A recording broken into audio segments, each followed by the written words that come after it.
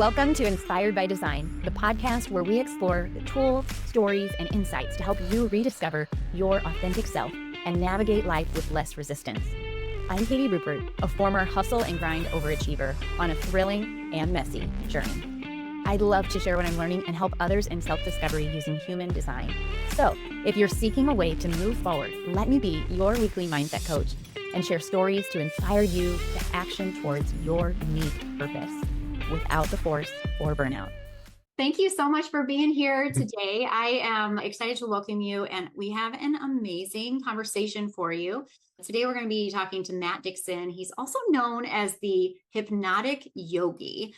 He's a certified hypnotherapist, 500-hour registered yoga teacher, and trauma-informed coach. He blends hypnosis, nervous system awareness, and yin yoga to help people break free from self-sabotage, regulate their inner world, and build deep, embodied confidence. Love that. Matt is the creator of the Subconscious Sanctuary, a unique experience that combines yin yoga and hypnosis to support emotional clarity, grounded change, and sustainable growth without force or burnout. He helps his high-achieving, thoughtful humans create change that actually sticks by working with the subconscious instead of working against it. Welcome, Matt. I'm so glad you're here. Thank you, Katie. Thanks for having me. So good to talk to you again.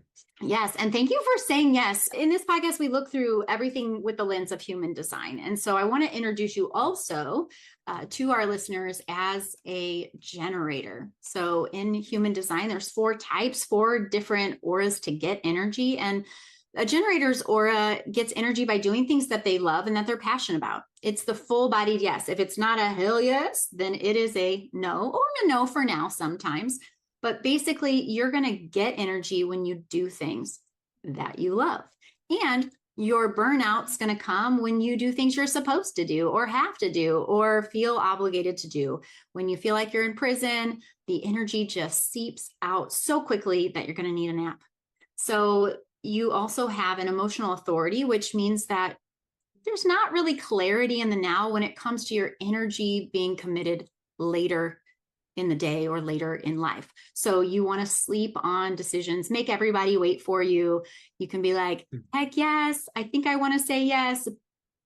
Let me get back to you Friday, and never need to be rushed or forced into decisions that are going to take your time and energy later, just so that you have time to make sure it's a full-bodied yes before you commit and then regret it.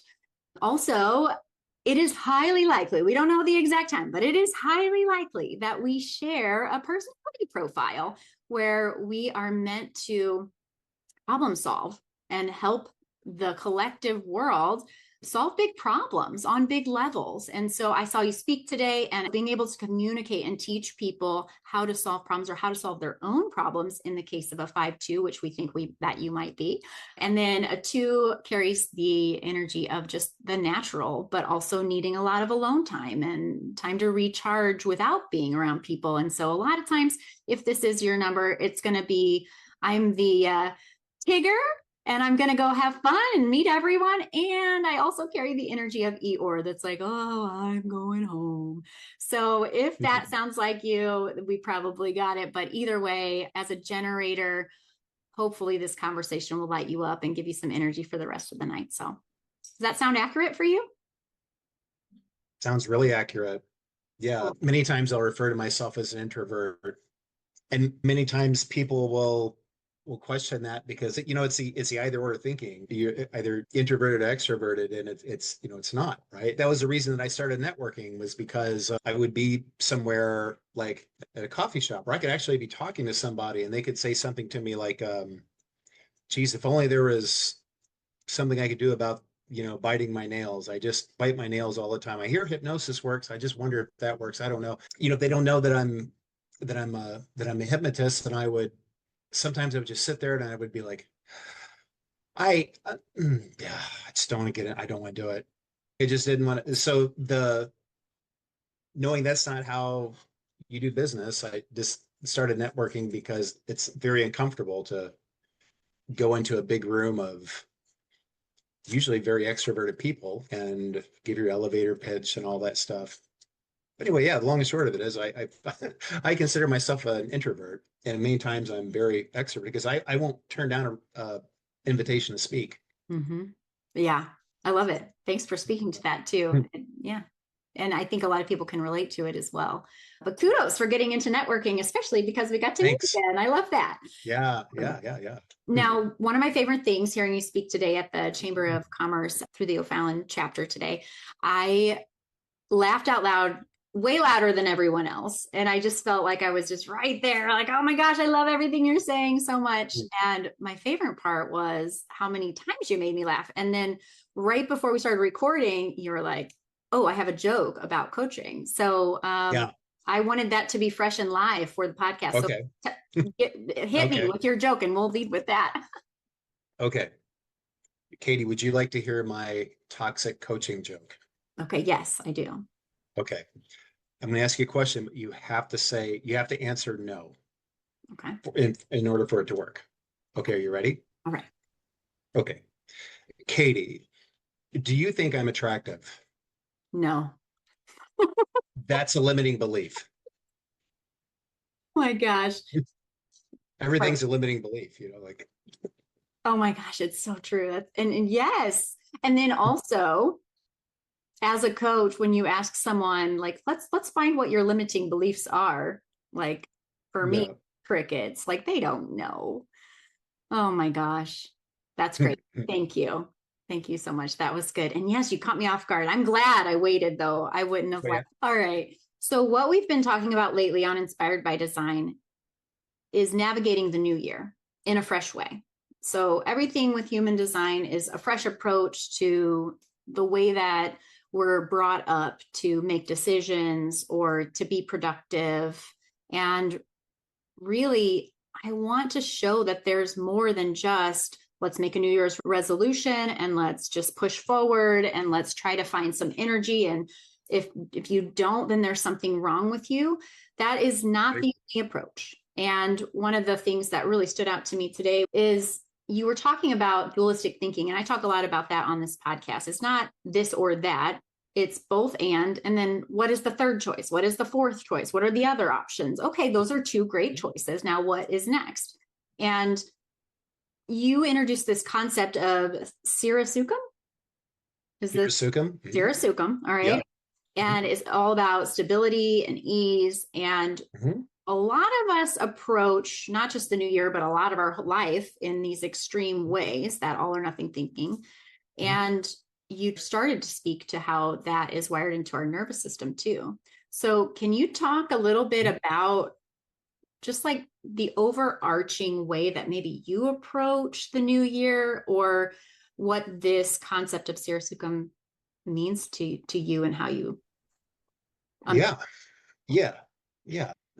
There's always been this. So I was a personal trainer for like 17 years, and there's always this joke about how January 1st the gym is packed and January 2nd it's not, or maybe it's February 1st it's not, or something like that.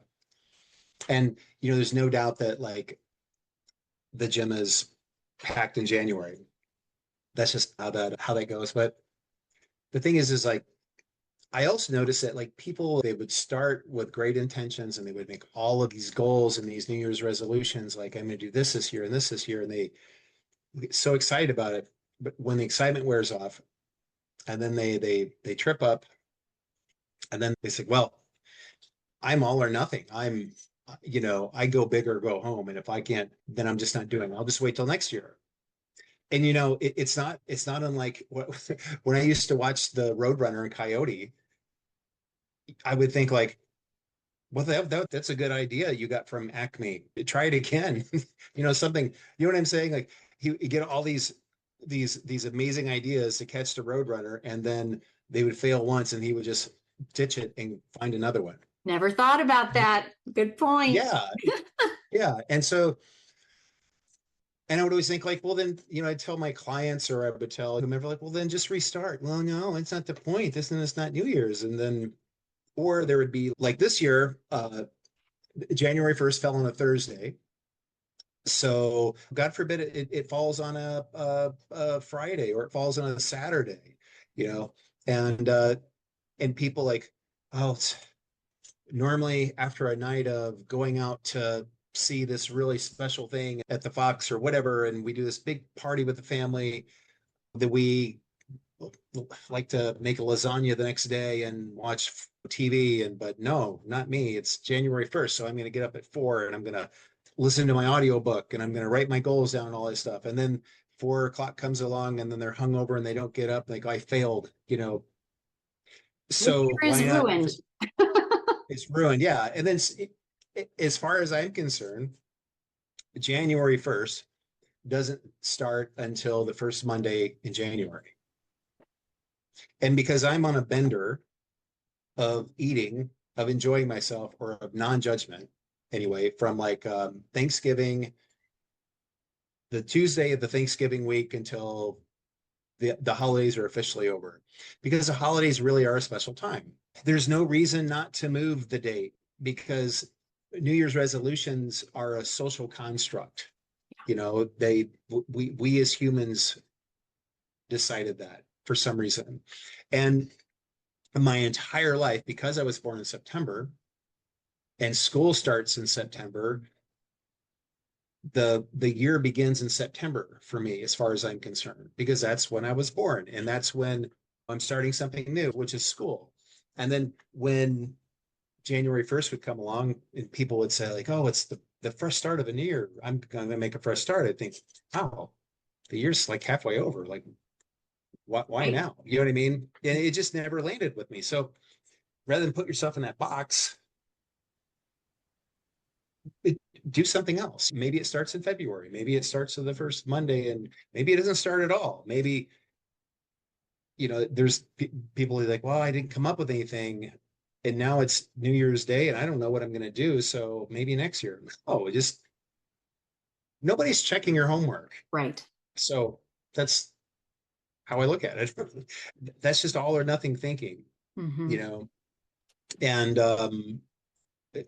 allow yourself to be flexible and in the middle like a slinky.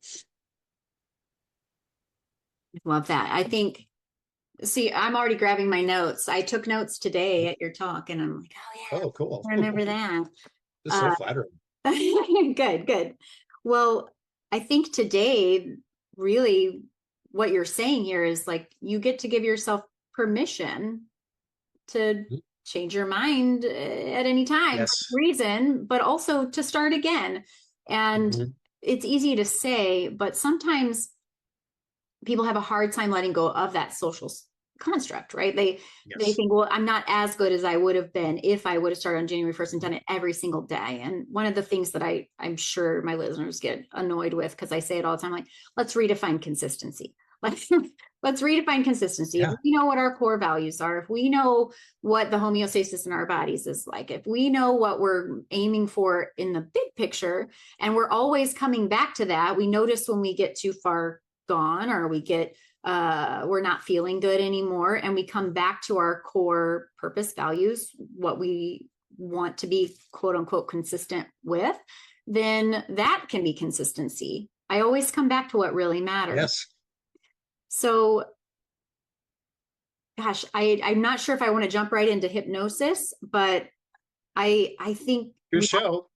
We haven't had anyone yet on the podcast talk about hypnosis. I haven't had someone. So I would love for you to talk a little bit about how you got into that, why, maybe give us a little bit of your timeline, yoga, the personal training, the hypnosis, and why is this where you landed? Maybe talk a little bit about that in your story as well.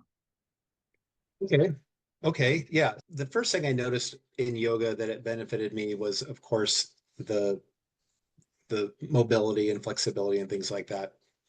But then the next thing was I was hanging out with a lot of yoga teachers. And my very first yoga teacher was one that she was actually completing her 500-hour training, and we were trading sessions. So I was teaching her how to lift weights and she was teaching me yoga. And so I got to know like some of the ethical practice and the self-inquiry part. And through the self-inquiry part, and then through learning the yamas and niyamas, which is the ethical practice, as you know, I had more effective communication with my clients and really anybody who was hard on themselves, or doing the either or thing, and really anything else. You know what I'm saying? The yoga path is not intended to be quick. It's Mm-hmm. supposed to be, a journey.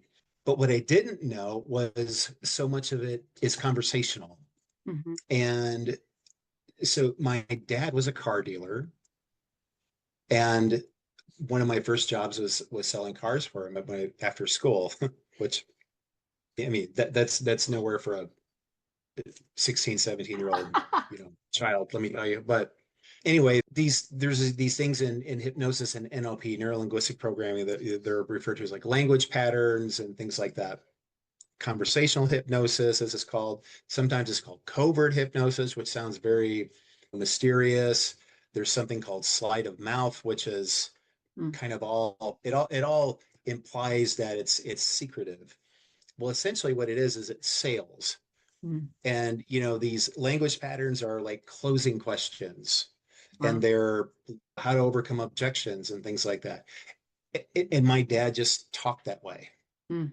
And so I grew up listening to him talk. He gave me books and tapes to read and listen to. Other salespeople were training me, when I was selling used cars for him. And I had been using those things. And when I learned that hypnosis was also conversational, then I realized, like, oh, I already know this. I need to Yeah. study it. I love And so when I studied it, and then now I had a more persuasive modality to bring the wisdom of yoga, like sirisukham and things like that, into my sessions.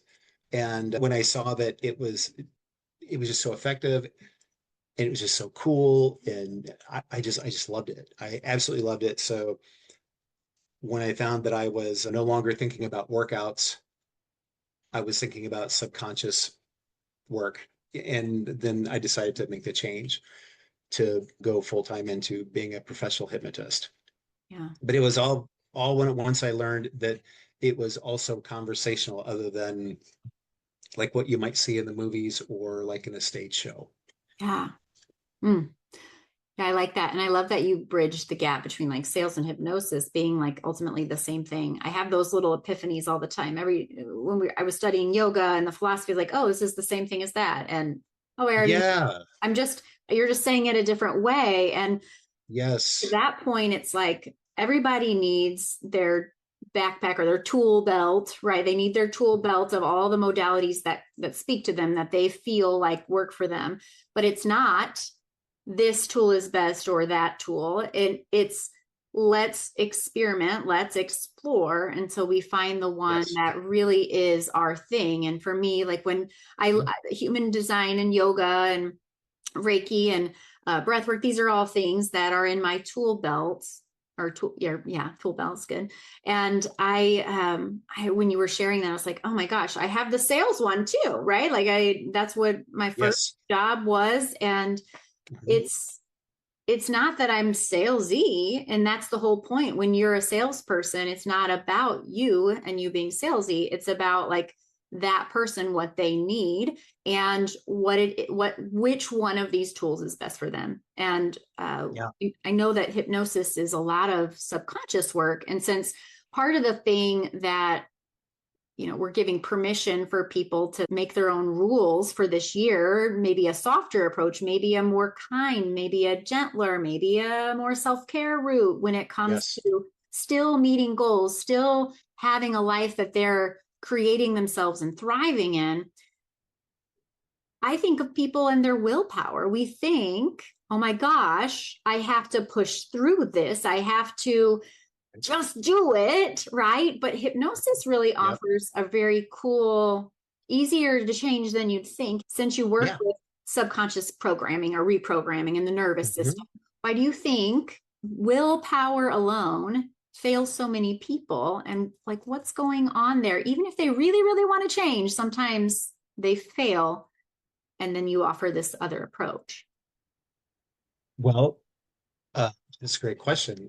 So, in my opinion, it's simple. The example I used at the talk today was you're right brain and then your left brain, logic and emotion. The left brain is logic and the right brain is emotion. And if the two are in conflict, then the emotion always wins. So unless you use willpower, then you spend a lot of energy to overrun that. The other part of that, the other explanation, it all comes together and you hinted on it, is based in yoga, which is it's based in the concept of brahmacharya, which is energy management. And so we only have so much energy through the day. And I think of it like a metaphor of like a bag of sand, and that's the energy. And then every interaction, everything we do pokes into the sand and drains some out. And then and this is a fun way to think of, if you think of it as people, every interaction with a person takes a little bit of that energy out. Some people, they poke your bag with, a needle. Some people poke it with a pencil, and some people, poke it with a railroad spike, and some people come and hit it with a machete and take all of it, right? And then there's the few people who put more in. If you leave, you think, gosh, I just love talking to them because I feel great. I always feel great after talking to them. So if you're using all your energy to meet your goals, then other things aren't getting the energy. Your partner's not getting the energy, or maybe your pet's not getting the energy. If it's all fitness, then possibly your job isn't getting enough energy, and then things start to suffer. And then with all of that noise of these things saying we need you too, and then that's just more resistance that you have to the gut through until the point when the willpower just breaks, and then the person just says, screw it, I'm done, I'm just going to be a failure for the rest of my life, I can't do this. And so the way hypnosis helps with that is, it's not that it gives you more willpower, it gives you a different way to see things, look at things. There's things in, the files you're writing in your head, or apps, like you get a fresh phone. If you remember your first smartphone and how fast it ran and everything, and then well, this is a cool app. Every time I, shake my phone, it sounds like maracas. I think I'll get this. And then another app and another app, and then pretty soon, and it happened to me, my phone was just so slow, so I took it to Verizon, and then the kid says, you've downloaded 30 apps. Do you use all these? What? I forgot about them. So it's running in the background, slowing me down. And we pick up ideas throughout our life, like apps, and they run in the background. They no longer serve us. And then we can, through hypnosis, you can go in and you can, depends on what you want to do. Do you want to delete the app, or do you want to just clear the cache and keep it, And so, as opposed to, I'm just going to download another app to make my phone work better. And then that is what willpower is kind of doing. Yeah. Oh, it's reminding me a lot of when I think about going to the doctor, being diagnosed with something, and then that medicine gives us a symptom. And so they give us medicine for that symptom. And then all of a sudden you're taking all these pills, and we've lost the plot. We don't know what we really need. So bypassing that conscious mind is so important at that point. Would you mind sharing a more specific, someone listening that's like, okay, I've heard of hypnosis, I'm curious about it, and we have a lot of spiritually curious people, and I would kind of put that into that like crossover woo world, if I don't know how I agree. but if someone's never done hypnosis, can you help us understand what's happening, what it is? Okay. Yeah. All right. Well, it would probably be best if I explain how I do it. I do everything over Zoom, and I prefer to work with a minimum of 3 sessions, because the first session, I want to find out what the person's path is to their subconscious. So there are people who say, so the term like suggestible, hypnotizable. As a trauma-informed yoga teacher, I hate those terms because it takes autonomy away. Like a person who is able to go in that drifty, dreamy state, just get lost in their imagination and their whole world becomes just magic kind of thing, right? That is a type of person who would have like a certain type of experience with it. And there's another type of person who, you know, if you take them into a guided meditation, and essentially it feels like a guided meditation. So whatever your experience with a guided meditation is, that's what it feels like. So if you're a person, they take you through a guided meditation of a forest, and you're just like, oh yeah, the forest is so, oh, gorgeous. I just love the, ooh, I was done there and all this stuff. And then the other type, and this is the kind of person I am, I'm sitting there, my eyes might be closed, and I think like, okay, what time of day is it? What kind of tree is that? You want me to lay on the ground? I don't want to lay on the ground. Something's going to crawl in my ear. I don't even like you know what I'm saying? So, Yes. and then, but then I think, no, I got to pay attention. And then, so I'm always playing catch up. Mm-hmm. Okay. Neither way is right or wrong. Neither way is right or wrong. So the person who goes in the drifty, dreamy state, and that's the person that like has the most fun at like a hypnosis show. And the person who is always, their conscious mind is coming on board here and there. So what? It's anything that you would hire me for. It doesn't matter. But if you're going to go into into a show or some like hypnobirthing or a surgery without anesthesia, then you'd want to be the drifty, dreamy person. So yeah, so that's why I try to find out in the first session, because if you just take one approach and then like, oh, this person can't be hypnotized, or that type of thing, right? And then then it just becomes like trying to fit the peg in the wrong hole, Right. So I imagine it's on a spectrum too, right? Like everyone's in between. Yeah, are they comfortable? And then it's probably practice as well. If you've been hypnotized and it's worked for you, you probably easier to get started right away. That's a great point. That's a great point, because I have clients that I've worked with, a few times, and I don't even really have to do anything other than say, okay, are you ready? Then, and whenever you're ready, then they just immediately just kind of close their eyes and they're just out. Because they know it. And it's a state that we have all been in. We can all get there. So we've all been, we all have experienced hypnosis. Yes, yeah. So some people really, and this is where it gets to the idea of like that person is not hypnotizable. There's people who really they won't let go. And that's fine. They don't let go because they don't feel safe to let go. And then some people let go, but it's kind of like one eye open kind of thing. Sure. And they're not letting go all the way. And that's fine. That's for whatever reason, because your subconscious wants to protect you.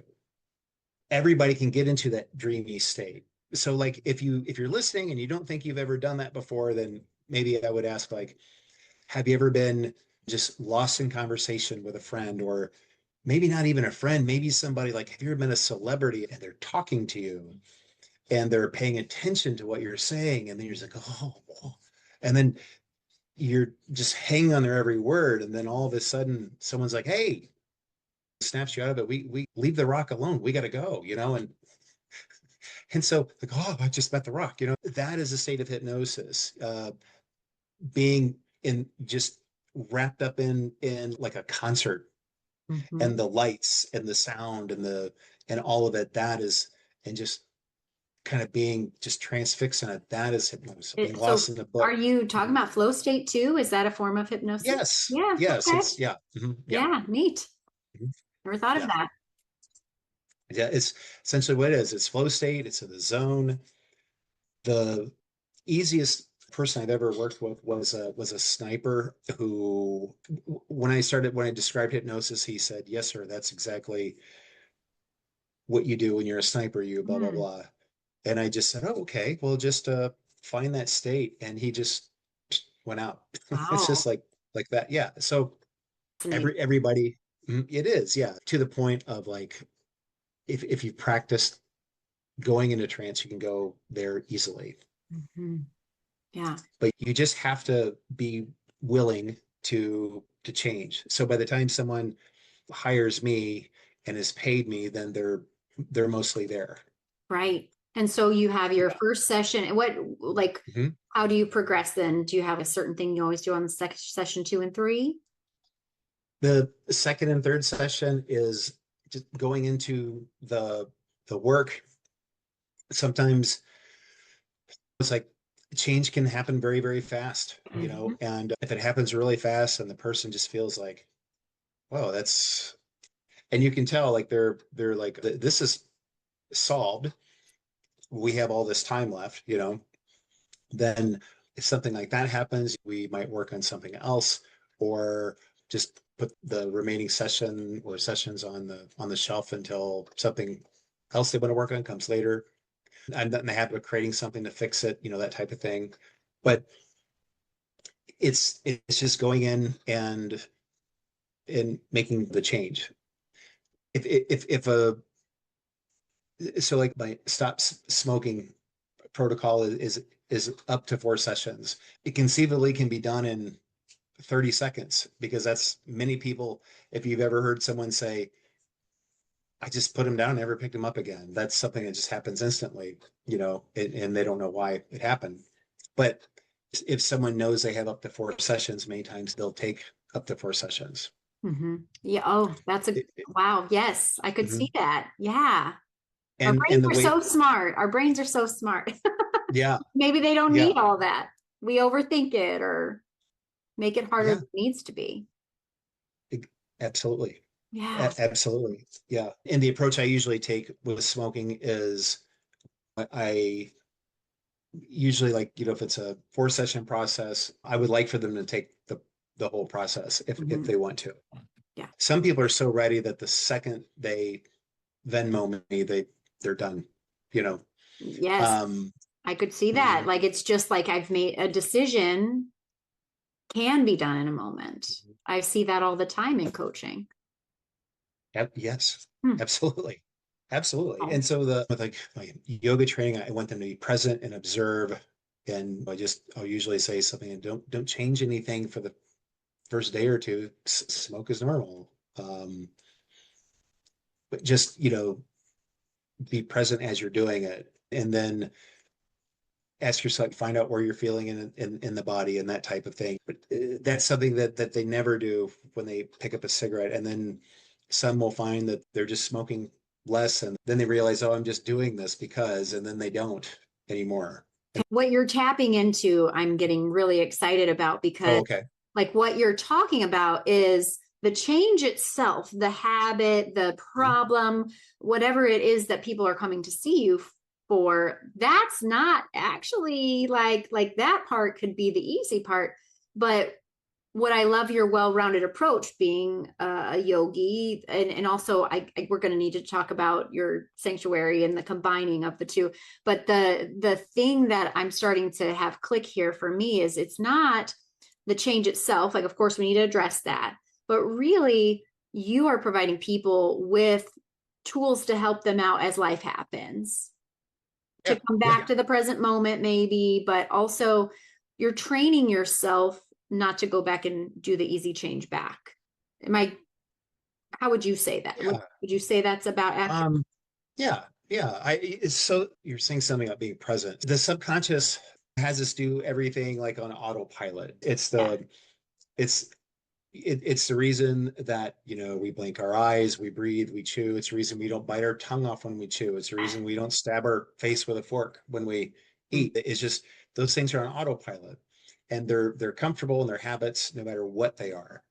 No matter what they are, even if it's smoking, even if it's a phobia, even if it's uh, self-harm, like cutting and things like that. So once you become present with it, then it's different.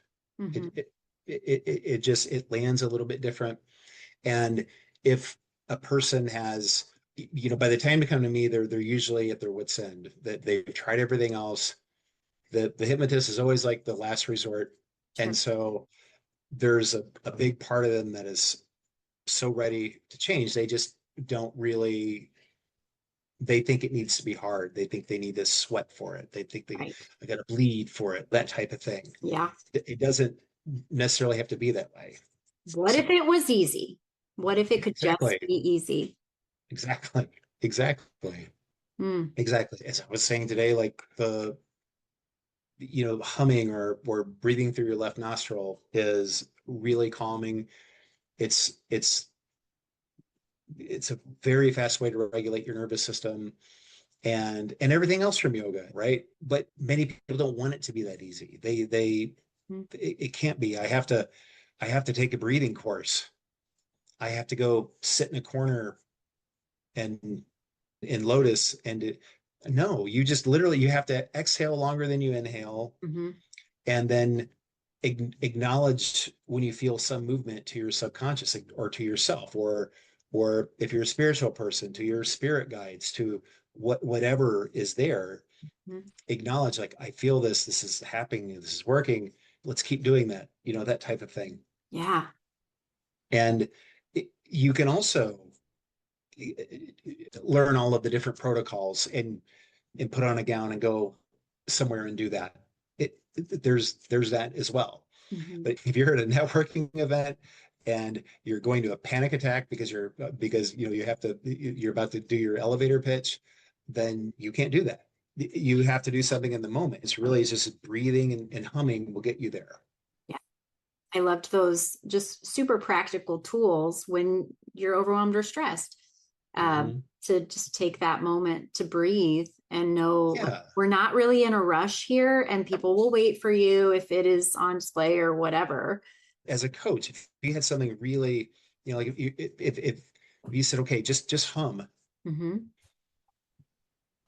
If you're coaching like a high powered kind of Right. person, an overachiever, what do you mean hum? Like, it's just no way it's that easy, like, you know what I mean? They want something else. And so but yeah, go ahead. Yeah, I agree. It feels like it shouldn't be that easy because we've been trained that we need to have a system. We need to put our time in. You can't Yes. have things, but hypnosis defies that gravity, right? And also, Times, yeah. I like to look. So one of the things I take forward from yoga is practice, right? I like to look at life as practice. We're out here just Yeah. practicing being Yeah. human beings. And Yes. the other thing that I use all the time with human design is like, you don't have to learn everything, to your point, right? You don't have to learn everything. I don't need you to know your gates and your life theme and exactly the right way to do this because it's not perfect, it's practice. But also, Mm-hmm. could we just look at life as an experiment? Could we experiment with, oh, well, that woo-woo guy told me to hum when I feel this way. So what if it was okay that you tried it out and you could be totally okay with giving it a try, but it's okay if you decide it's not for you. It's okay if you hum and you're like, nope, that put me in to another state of flight and I'm Mm-hmm. humming's not my way. And so then you just, casually, pretend you're itching your nose and you start breathing a few times through your left nostril. Yeah. Maybe experiment with that. Or, Mm-hmm. by all means, experiment with, like, as a mom of a toddler one time, they used to be toddlers, I should say.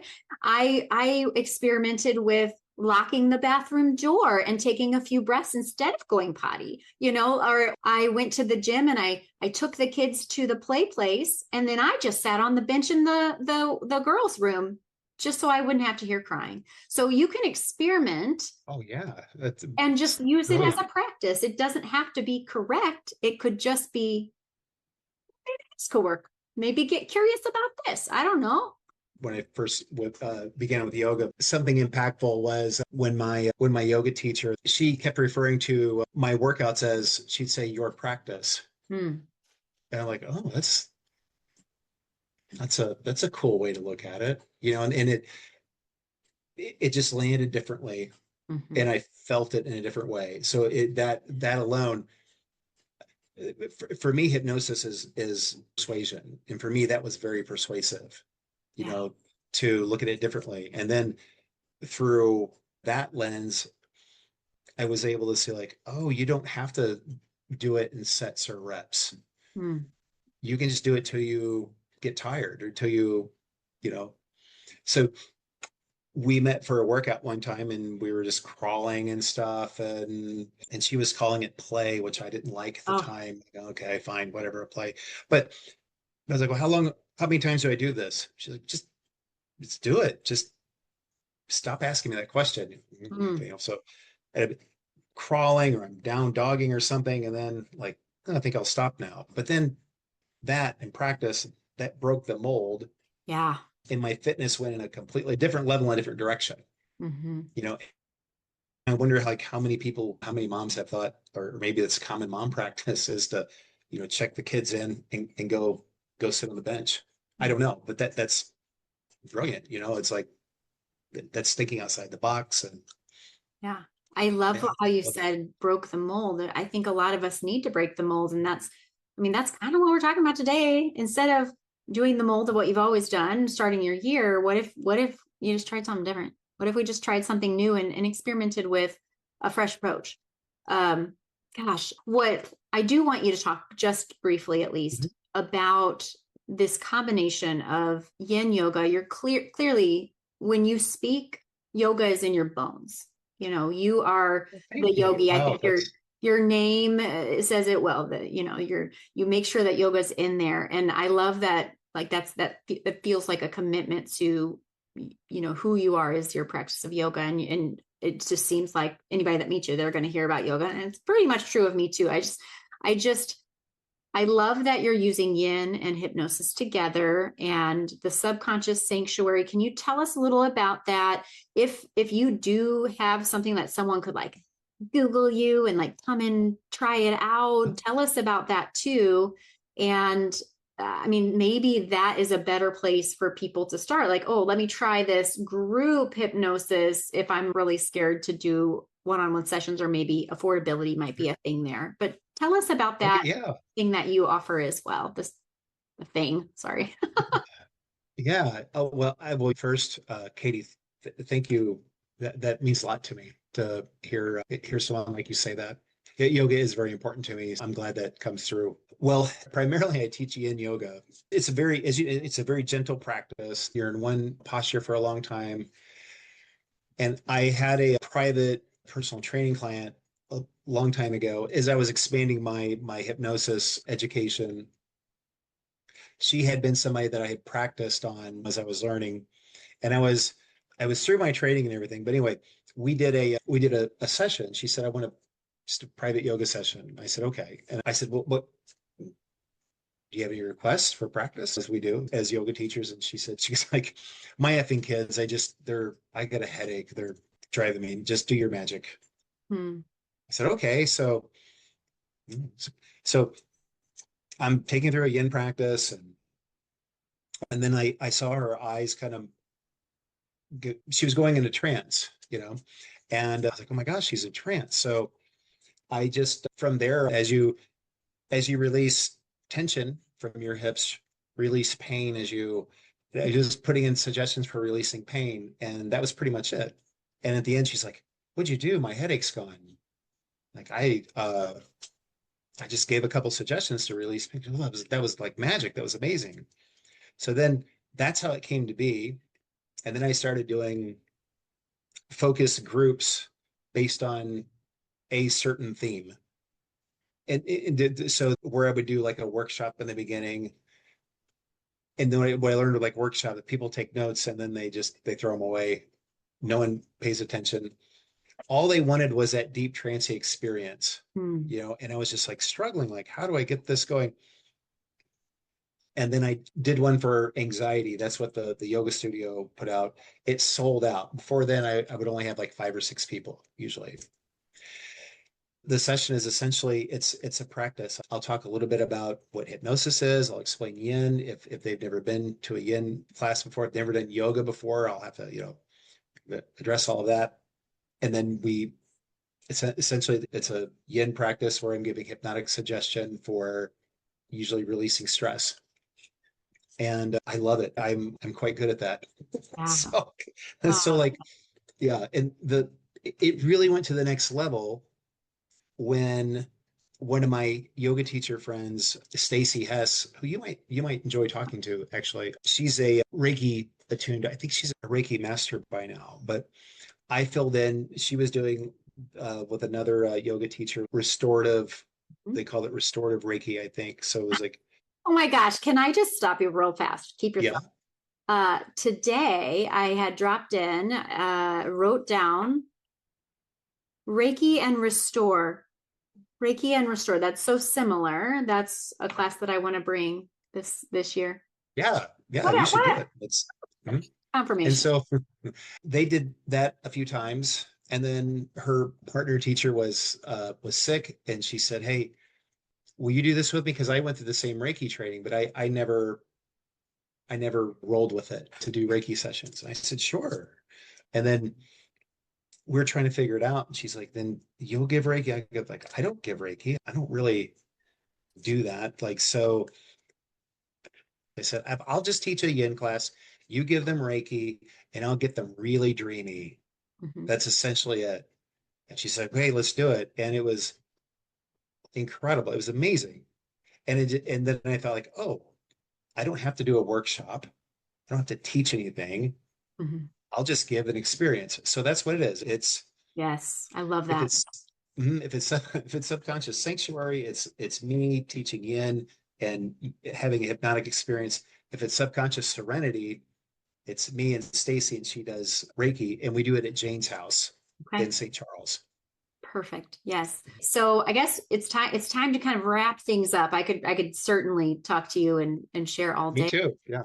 I think one of my favorite parts of this conversation is, well, you bring a lot of wisdom and you bring a practical approach. I think anyone anywhere could take a tip or two and just experiment with it, even if they don't understand all the words or the wisdom or they're not into yoga or whatever. So thank you for that. Thank you for bringing your expertise and just being you, because it is inspiring. So one of the things I like to leave people with are a few things that they can try out this week. And Mhm. on Fridays, I have a little conversation starter in our Facebook group.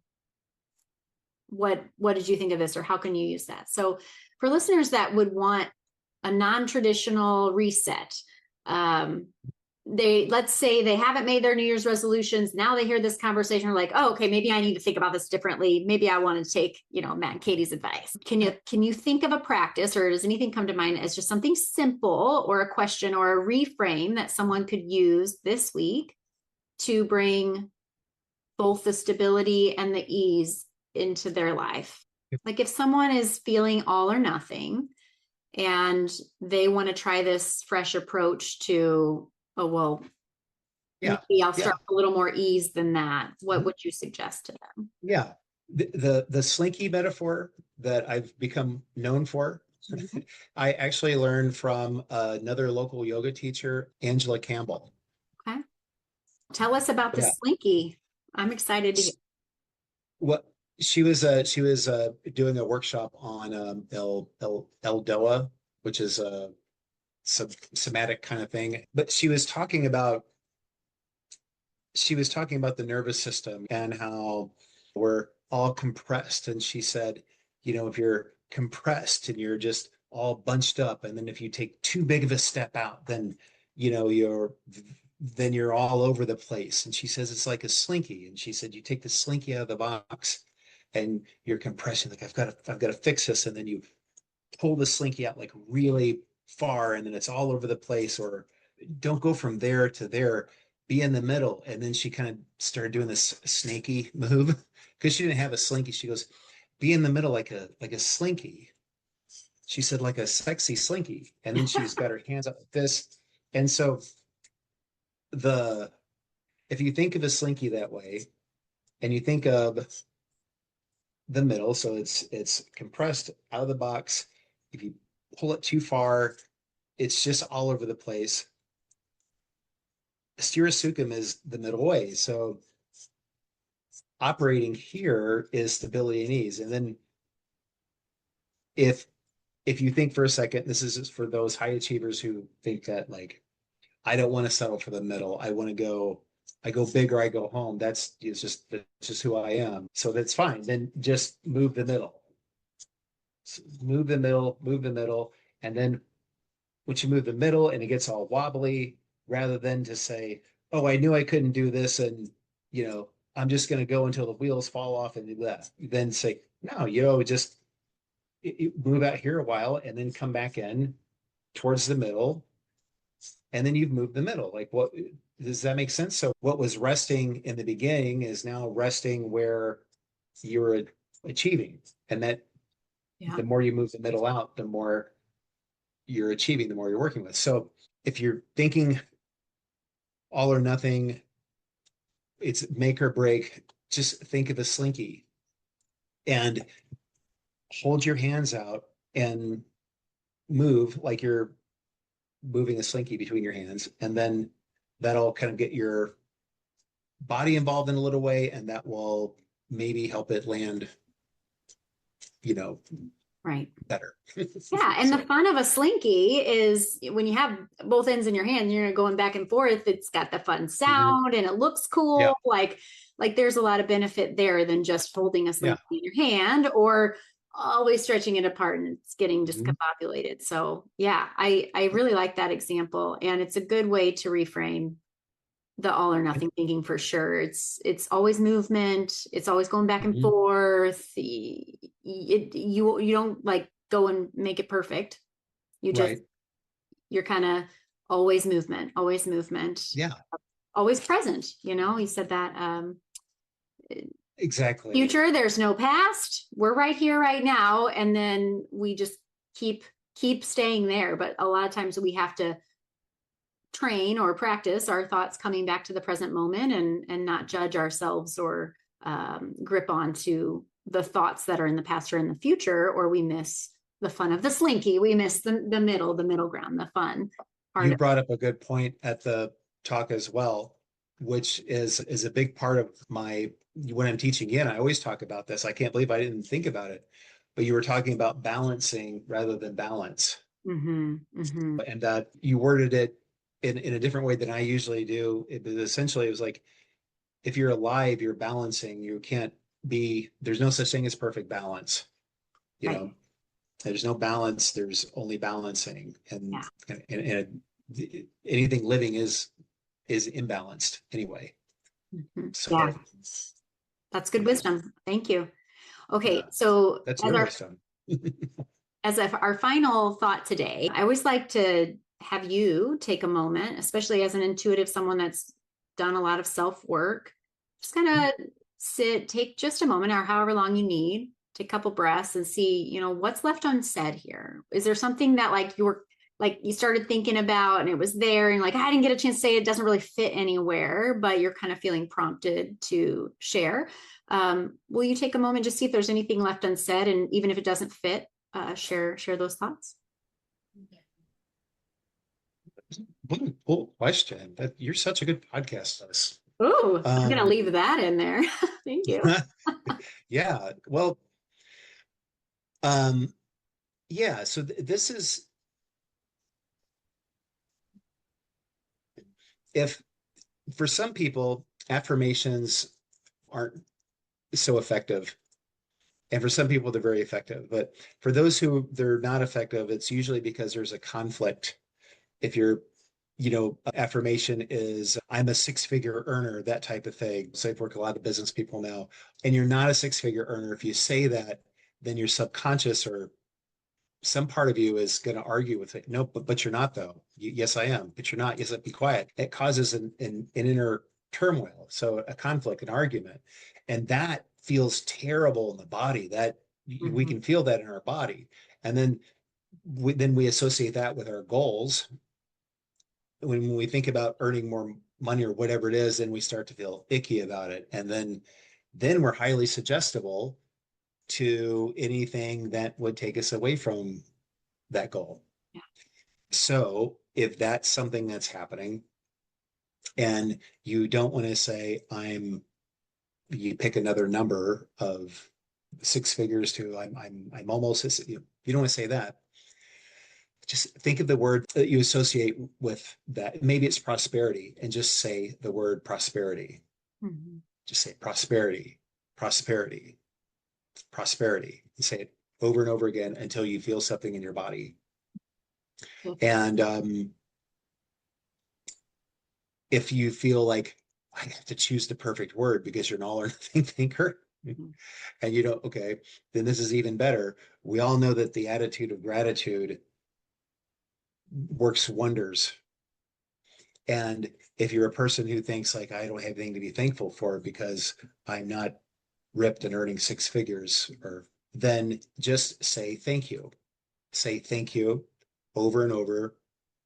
Say thank you, thank you, thank you. And yeah, at some point you'll feel it in your body. And then when you feel that in your body, you're feeling gratitude, and you're feeling the gratitude. That's what's coloring everything. That's when people say have an attitude of gratitude. It's about feeling it. So you don't have to pick certain things to be thankful for, because that could be overwhelming, especially to a neurodivergent type. You can just say thank you. And that's really all that you have to do. Yeah, that's great wisdom. And one of the things that I learned from the life coach that I studied under, she would say, let's first neutralize the thought. If you need to lose 50 pounds, let's not go, I am a thin, fit, 130-pound woman, but say, I have a body. I have a body. I'm grateful for my body that works. It's similar, very, very similar thought, but it really is about the feelings matter. And to your point earlier, if it's logic versus emotion and the emotion's going to win, let's have the emotions that we want cultivated. Exactly. So yeah, beautiful. Exactly. And practical. Thank you. Well, thank you for being here today. I'm excited to share everything in this episode, and I'm so glad you were willing to do it on a whim today. Is there anything you want our listeners? Say no to you. Oh, thank you. Do you have anything coming up that you want to share with our listeners? Or, we'll definitely put your links in the show notes, but is there anything specific that you want to let people know about? There will be a yin hypnosis / Reiki, something like that, coming up soon. In the meantime, if you want to take yin with me, it's every Sunday at 11 a.m. at Jane's House of Wellbeing in St. Charles. Yeah, highly recommend. Go do that. I would love to have you there. You do discovery calls too. Tell us why someone might say, oh, I'll do a free discovery call with Matt.